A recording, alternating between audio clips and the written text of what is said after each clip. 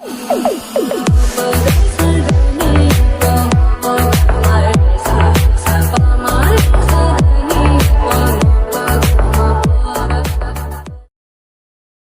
Guys, நம்ம தமிழமே right channel நாட்டு கிளாசிக்ல episode 127 தான் பார்க்க போகிறோம். வாங்க நேரம் வீடியோக்குள்ள போயிடலாம்.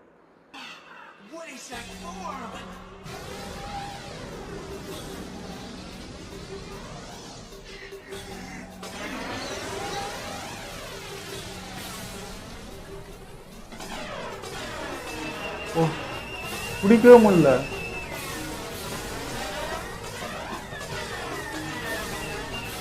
ஸ்பீடாக இருக்கான்.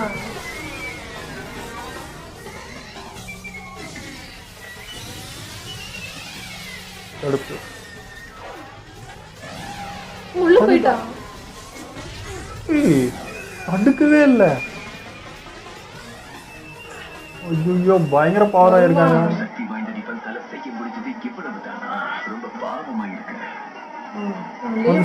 தனியா மாட்டிருந்தா என்ன ஆகுது? கூட மோதுறதுக்கு ஏமாற்றமா இருக்கு.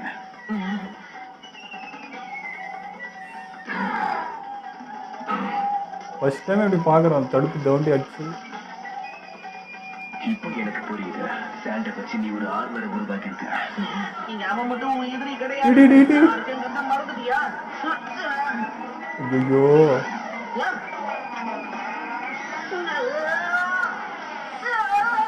இப்போதான்டா ஆப்ரேஷன் முடிஞ்சு வந்திருக்க. திரும்ப என்ன ஆக போகுது?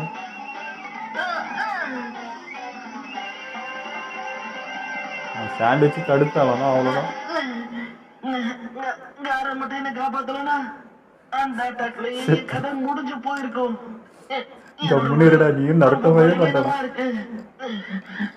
இந்த நிலைமையில காராட்டுனா பெரிய பாரமா இருக்கேன். எதுவுமே பாரமா இல்லடா, அமைதியா சாண்ட பார்க்கும்போது எனக்கு பெருப்பா இருக்கு. போட்டியை முடிச்சுக்கலாமா காரா? முதல்ல பொண்ணுடைய மூவ்.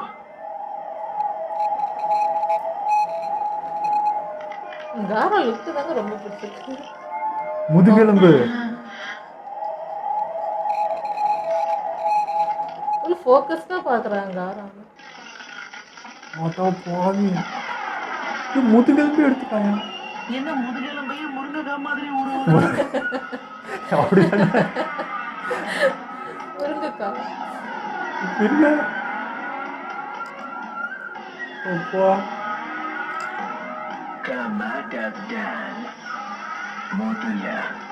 இருக்கிறதுலே ஸ்ட்ராங்கான எலும்பு அதுதான் நம்ம உடம்புல.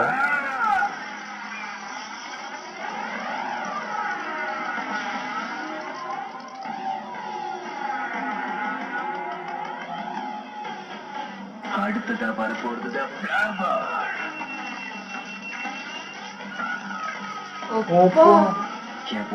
இதுதான் ஸ்ட்ராங்கான போர். உனக்கு மண்ணு ஷீல்டுனா எலும்பே ஷீல்டு. போகுது. எனக்கு நேரம் ரொம்ப குறைவா இருக்கு. வீக் ஆகிறான்னு நினைக்கிறேன்.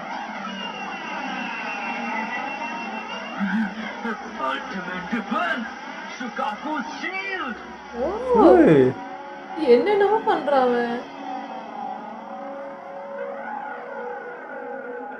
மாத்தி மாத்தி ரெண்டு பேரும் ஆச்சரியப்படுத்துறீங்களா ஐயா? கிம்மி மாறனால எவ்வளவு நேரம் தாக்கு பிடிக்க முடியும்னு நினைக்கிறேன். எனக்கு தெரிஞ்சவனால இன்னும் கொஞ்ச நேரம் சமாளிக்க முடியும்னு நினைக்கிறேன். அவனுக்கு நான் என்னால முடிஞ்ச எல்லா உதவியும் செஞ்சுட்டேன். இருள் அவன் வேலை செய்யாம இருந்திருந்தா நான் அவனுக்கு கொடுத்த ட்ரீட்மெண்ட் எனக்கு முழு நம்பிக்கை இருந்திருக்கும். எனக்கு இன்னும் நிறைய தகவல் தேவைப்படுது. அவன் பிளட்டுடைய ஹிஸ்டரி, அவன் கிளானுக்கு சம்பந்தப்பட்ட இன்ஃபர்மேஷன். ஆனா அது எதுவும் எனக்கு கிடைக்கல. அவனுக்கு நீ எந்த பிளட் லைனும் கிடையாது. ககோயா கிளான்ல மிச்சம் இருக்கிறது அவன் ஒருத்தன் மட்டும்தான். அந்த கிளானோட சாலியாம இருக்கிறதுக்கு இவன் ஒருத்தன் தான் காரணமா இருக்கான். ஒரு நிமிஷம் ஆர்எஸ் பண்ணிக்கிறவங்க எங்க வந்திருக்காங்க? பின்ன அந்த பவர் எத்தியா பண்ணலாமா? போர் தொடுக்கிறது அவ்வளவு ஒன்றும் சுலபமான விஷயம் கிடையாது. அந்த போர்ல அவங்க ஜெயிக்கிற வாய்ப்பே இல்ல. முட்டாள்தனமா செயல்பட்டதுனால எல்லாருமே அழிஞ்சிட்டாங்க. கக்கோயா சேர்ந்த மக்களுக்கு போர் தொடுக்கிறத தவிர வேற எதுவுமே தெரியாது. ஒருத்தரோட உயிரை எடுக்கும் போதுதான் அந்த கிளானே காலி கிடைச்சது. காலத்துல ஏற்படுற மாற்றத்தால இந்த மாதிரி முட்டாள்தனமா பலத்தை மட்டுமே நம்பி செயல்படுற ஒரு கூட்டத்துக்கு எதுவுமே இல்லாம போயிருச்சு. உலகத்துல இருக்கிற மக்களுக்கு நாகரிகம் வளர ஆரம்பிச்சது. நாகரிகம்னா என்னன்னே தெரியாம பலத்தை மட்டும் வச்சு வலுவான ராணுவம் கொண்ட மிஸ்ட் வில்லேஜை ஜெயிக்க முடியும்னு நினைச்ச அந்த மக்கள் அவங்களே அவங்களோட அழிவை தேடிக்கிட்டாங்க. என்ன நடந்தாலும் அந்த பிளானுக்கு சேர்ந்த ஒரு டெவலப் பண்ணவே தெரியாம இருக்காங்க பின்னோக்கி. அவன் வயசுல சின்னவன், அந்த பிளான்லயே சக்தி வாய்ந்தவன். இப்படி இருக்க பையனுக்கு என்ன தெரியும்? சரியா சொன்னேன். அவனோட சக்தியை பார்த்து அவனோட மக்களே பயந்து நடுங்கினாங்க. அதனாலதான் அவனை சின்ன வயசுலயே ஒரு சிறைக்குள்ள தனிமைப்படுத்தி அவனை அடைச்சு வச்சிருந்தாங்க. அந்த பிளான்லயே அவன் தான் பவர்ஃபுல் போல. நரோட்டோ மாதிரி தான். சரியா சொன்ன. அவனோட கிக்கின் கை மாதிரி நான் இதுவரையும் எதையுமே பார்த்ததே இல்ல. யோசிச்சு பாரு, அற்புதமான டென்சிட்டி கொண்ட ஒரு போன் ஸ்ட்ரக்சர். அதனால டிஃபென்ஸ்க்கு கூட பயன்படுத்த முடியும். அது மட்டும் இல்ல, அதை அவ அஃபென்ஸ்க்கு பயன்படுத்தினாலும் அவன் உடம்புல இருக்கிற எலும்புகள் எல்லாமே சக்தி வாய்ந்த ஆயுதமா மாறிடும்.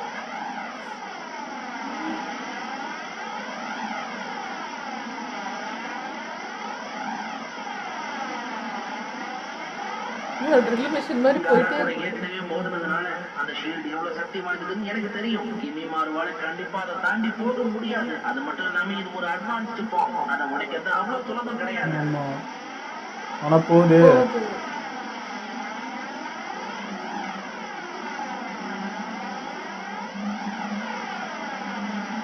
உடைச்சிருவானோ?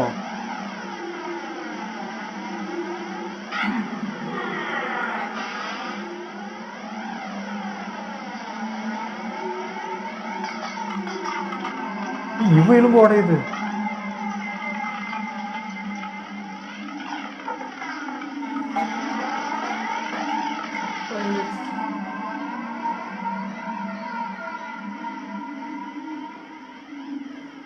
இது ரொம்ப வலிமையா இருக்கு. பூமியில இருக்கிற சக்தி வாய்ந்த மினரல்ஸ் அதை நான் தேர்ந்தெடுத்திருக்கேன். சக்கர எனர்ஜி பயன்படுத்தி சாண்ட் கூட ஃபியூஸ் பண்ணிருக்கேன். மின்னுது கோல்டா?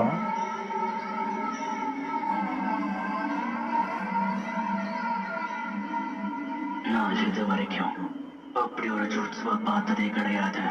இது கண்டிப்பா கேக்கேன் கையதான் இருக்கணும். இது ககுயாக்கு சொந்தமானது. ஆனா இப்போ இந்த ஜூட்ஸு எனக்கு மட்டுமே சொந்தமானது. உன்னோட பிளான்ல நீ மட்டும்தானே உயிரோட இருக்க. உன் பிளான ஒட்டு மொத்தமா இன்னைக்கு நான் அழிக்க போறேன். ஐயோ, அப்படி நடக்கிறதுக்கு கண்டிப்பா வாய்ப்புகள் இருக்கு. என்னுடைய உடல் இப்போ பலவீனமா இருக்கு. என்னால ரொம்ப நேரம் தாக்குப்பிடிக்க முடியாதுன்னு நினைக்கிறேன். எனக்கே தெரியுது. என்ன நடந்தாலும் என் உயிர் மட்டும் உன்னால பறிக்க முடியாத. ஏன்னா நான் இங்க தனியாள் இல்ல. என்னடா உரைச்சி வாடா நம்பினுங்கிற இன்னும். இந்த பூமி, இந்த கர்ஸ் மார்க், இதனால நான் உங்களோட ஒரு பாகமா மாற போற நாள் ஆடு ருச்சி மாறும். இந்த உலகத்தை நீ என் கண்கள் மூலமா பார்க்க ஆரம்பிக்க போற கிமி மாறும். இந்த உலகமே நம்ம 2 பேருக்கும் சொந்தமாக போகுது. நீ தயாரா இருக்கியா? நான் தயார். பிரமாதம். எனக்கு உன் மேல நம்பிக்கை இருக்கு.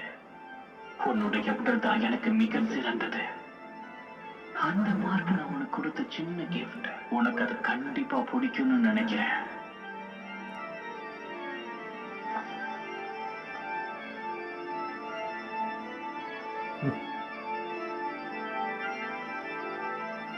நான் சொல்றத கேக்குறியா? இல்ல உன் உயிரை விடுறியா? உன் விருப்பப்படியே செய்யலாம். நீ கொடுத்த 2 ஆப்ஷனும் எனக்கு சுத்தமா பிடிக்கல. இவங்களுக்குள்ளே ஃபைட்டு அதுல தேர்ந்தெடுத்திருப்பான் போல. அதனாலதான் அவனை பார்த்து பயந்து இருக்காங்க.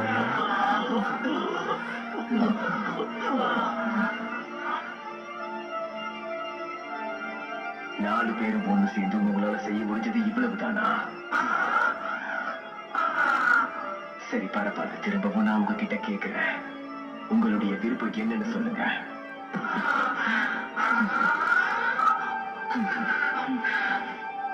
நல்ல முடிவுதான் எடுத்திருக்கீங்க. இப்ப நமக்கு எல்லாரும் சவுண்ட் நிஞ்சா 5.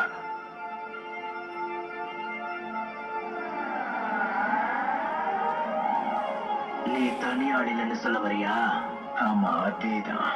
லார்ட் ஒரோச்சிமாரோட கனவை நினைவாக நான் என்னோட உடலை அவருக்கு தியாகம் பண்ணிருக்கேன். அதனால லார்ட் ஒரோச்சிமாரோட இதயத்துல எனக்கு எப்பயுமே ஒரு இடம் இருக்கும். எனக்கு அழிவே இல்லை. ரோச்சிமாரு உன்னோட மூளையை நல்லாவே செலவு செஞ்சிருக்கான். பயங்கரமா ஆனா பண்ணிருக்கோம். உன்னோட ஆசை நிறைவேறாது.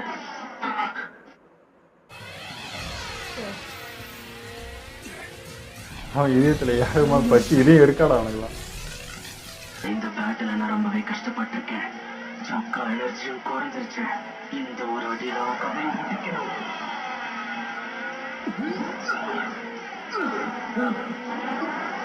புதக்குழி மாதிரி. அடேங்கப்பா, உனக்குள்ள இன்னும் சக்கரா எனர்ஜி இருக்கா?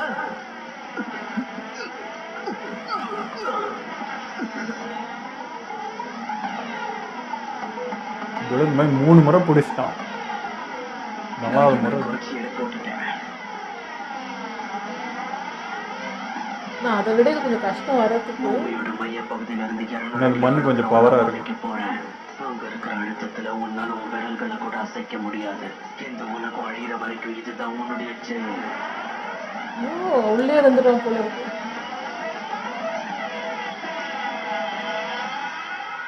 அவ்வளோதானா?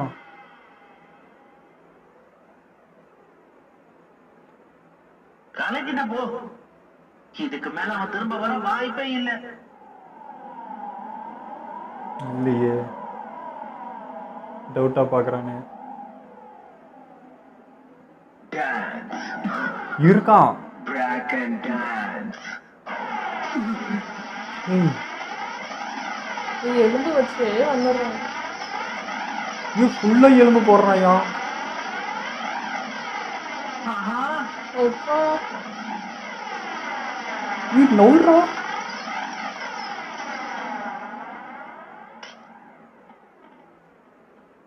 இதுக்கு மேல என்னால பொறுமையா இருக்க முடியாது. ஒரு விஷயம் நமக்கு வேணும்னு ஆசைப்படும் போது அதை அடையிறது கொஞ்சம் கஷ்டமா தான் இருக்கும். கபுட்டோ, விவரம் தெரியாத ஒரு சின்ன பையனுக்கு புரிய வைக்கிற மாதிரி நீ என்கிட்ட பேசாத. என்ன மன்னிச்சிருங்க லார்ட் ரோச்சிமாரு. நீங்க ஆசைப்பட்டது உங்களுக்கு கிடைக்க எவ்வளவு காலம் ஆனாலும் கவலைப்படாதீங்க. கிமிமாருவை யாராலையும் தோக்கடிக்க முடியாது. நீங்க கொஞ்ச நேரம் பொறுமையா இருந்தா போதும். ரொம்ப இவனை நன்றி. தூக்கி வச்சிருக்காங்க. நீ திரும்பவும் என்னை காப்பாத்திட்ட. இந்த நேரத்துல உன்னோட சக்தியை நான் பாராட்டியே ஆகணும். அதெல்லாம் ஒண்ணும் இல்ல. இந்த சாண்ட் இப்ப நான் சொல்றது எவ்வளவு எதுவுமே கேட்க அக்கறை. மாட்டேங்குது. இந்த உணர்ச்சி ரொம்ப வித்தியாசமா இருக்கு. அந்த மண்ணு கூட அவன் பேச்சு கேட்கலையா? லார்ட் ரோச்சிமாரு, என் மேல நீங்க வச்ச நம்பிக்கையை என்னால காப்பாத்த முடியல. தயவு செஞ்சு நீங்க என்ன மன்னிக்கலாம்.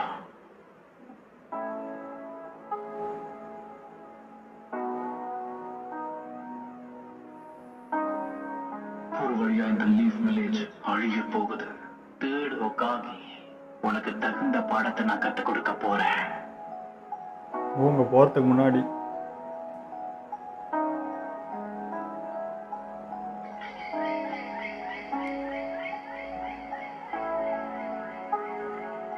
தாமதமானதுக்கு என்ன மன்னிச்சிடுங்க.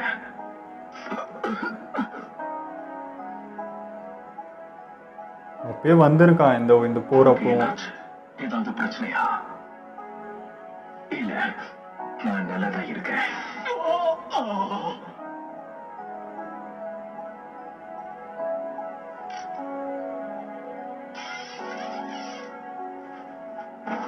இது அந்த சாண்ட் வில்லேஜ் ஓகே பொண்ணப்போ. நம்மள தடுக்க முடியாது. சாண்ட் வில்லேஜை சேர்ந்த கசிக்காக நம்மள தொட முயற்சி பண்ணாலும் அவனால முடியாது. சரியா சொன்ன. இப்ப நம்ம வேட்டையை ஆரம்பிக்கலாமா? இந்த வெற்றிக்கு நான் உனக்கு தான் நன்றி சொல்லி அவனுக்கு கிமிமாரு. கிமிமாரு, உனக்கு என்ன ஆச்சு? இதுக்கு மேல உன்னால தொடர முடியாதா? தயவு செஞ்சு என்ன மன்னிச்சிடுங்க லார்ட் ரோச்சிமாரு.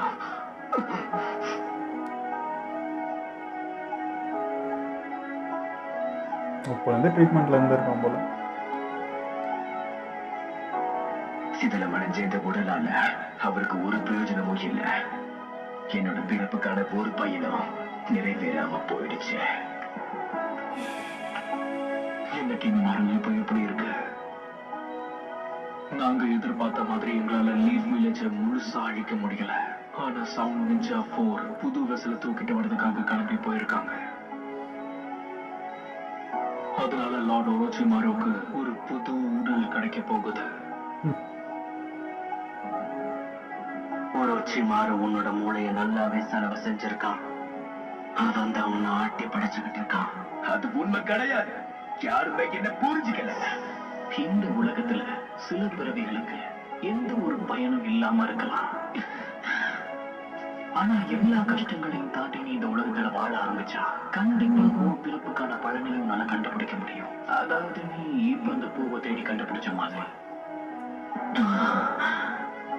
அதாவது அன்னைக்கு ராத்திரி நான் உன்னை சந்திச்ச மாதிரிக்குமே மாறும். இந்த பூமி, இந்த கேர்ள்ஸ் மார்க், இதால நான் இப்ப உங்கள ஒரு பாகமா மாறிட்டேன்னா உருச்சி மாறும். உலக நீதி என்னங்கிறத என் கண்கள் வழியா நீ பார்க்க போறதுமே மாறும். இந்த உலகமே நம்ம 2 பேருக்கும் சொந்தமாக போகுது. நீ தயாரா இருக்கியா?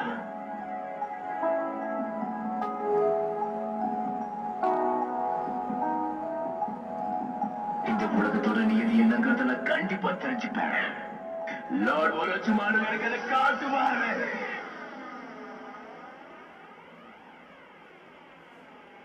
என்னாச்சு? கஷ்டமான ஒரு எதிரிதான். ஆனா அவன் திரும்ப வர்றதுக்கு வாய்ப்பில்லை. இந்த ஜென்மத்துல அவன் நினைச்ச எதுவுமே நடக்காது. பிரமாதம், நீ கலக்கிட்ட. இருந்தாமே நீ உடல் பலவீனமா இருக்க. இவனுக்கு சக்கரம் குறைஞ்சு போச்சு. அப்புறம் என்ன ஆட்டி படைக்கல. என்னோட இந்த வாழ்க்கைக்கு ஒரு வழிகாட்டியாகி இருந்தது லார்ட் உருச்சி மாறுதான். உங்களை மாதிரி மனிதர்களுக்கு கண்டிப்பா புரிய வாய்ப்பே இல்ல.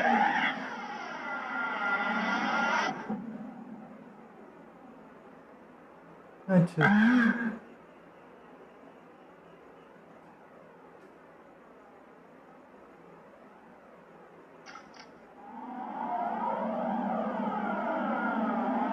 அது ஆயிடுச்சோ? ஓ, கதை முடிஞ்சதா? செத்துட்டானா? என்ன நடந்திருக்கும்? கிமி மாருக்கு என்ன ஆயிருக்கும்? கவலைப்படாத, இனிமேல் அவனால எனக்கு எந்த பயனும் இல்லை. நம்மளை பொறுத்த வரைக்கும் ஒரு முக்கியமான விஷயம், சாஸ்கி நம்மளை தேடி ஓடி வந்துகிட்டு இருக்கான். அவன் ஆசைப்பட்ட இவனை மாதிரி கடவுளா கூடிய பார்த்துங்கிறான். சீக்கிரம் அவன் உடலை எனக்கு தானமா கொடுக்க போறான். இதுல நெஞ்சில அடங்குது. போங்கடா. இல்லைன்னா என் கதை முடிஞ்சிருக்கும். இல்ல, அப்படி நடக்க வாய்ப்பு இல்ல. என் சென்சாய் எப்பவும் ஒரு விஷயம் சொல்லுவாரு, ஒரு நல்ல நெஞ்சாக்கு அதிர்ஷ்டம் எப்பவும் கூடவே இருக்குமா. அப்ப அவர் என்ன காப்பாத்தினது அதிர்ஷ்டம் தானா? காய் சென்சாய பத்தி தப்பா பேசாத சொல்லிட்டேன். அவர் குறுக்க வந்தாருதான், ஆனா அது அந்த ஒரு தடவை தான். ஏன்னா அப்ப என் உடல் ரொம்ப பலகீனமா இருந்தது. என் உயிரை காப்பாத்தினதுக்காக நான் உனக்கு நன்றி கடன் பட்டிருக்கேன். ஆனா அதுக்காக நீ என் சென்சாய பத்தி கண்டமேனிக்கு பேசுன, அப்புறம் ஒரே அப்புதான். எல்லாருக்கும் அப்படி ஒரு வாழ்க்கை அமையாது. பிரதர்ஸ் மாதிரி நம்ம பேசிக்கிறாங்க. வாழ்க்கையில ரொம்ப நேசிக்கிற ஒருத்தருக்கு எந்த பாதிப்பு ஏற்பட்டாலும் அது உன்னையும் பாதிக்கும். அப்படி ஒருத்தர் கிடைக்கிறது ரொம்ப கஷ்டம். எலும்புலயே ஒரு காடே உருவாக்கி வச்சு. பிடிக்குமோ அதே அளவுக்கு வலியும் அதிகமா இருக்கும். என் உயிரை பறிக்க முடியாது. நான் தனியால் கிடையாது. லார்ட் உருச்சி மறுபடிய இதயத்துல கண்டிப்பா எனக்கு ஒரு இடம் இருக்கு. அவரை பத்தி தப்பா பேசாத. என் வாழ்க்கையோட வழிகாட்டிய லார்ட் உருச்சி மாறுதான். அது உங்களை மாதிரி மனிதர்களுக்கு எப்பவும் புரியாது. அந்த ஒருத்தருக்காக வாழ்க்கையில என்ன வேணாலும் பண்ணலாம்னு தோணும். அவங்க தான் எல்லாம்னு தோணும். நீயும் நருட்டோவும் அந்த விஷயத்துல ஒரே மாதிரி தான். என்ன ஒரு சந்தேகம், இந்த உலகத்துல நீ உன் உயிரை விட பெருசா நினைக்கிற அந்த ஒரு நபர் நல்லவரா இல்லைன்னா அப்ப நீ என்ன பண்ணுவ? அதுக்கு வாய்ப்பே இல்ல.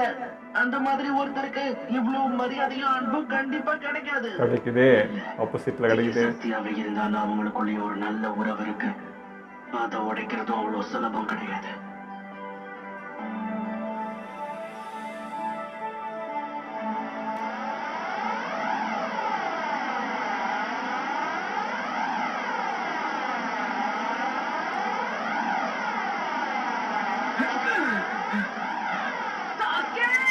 ஏன் நின்னு தொலைடா.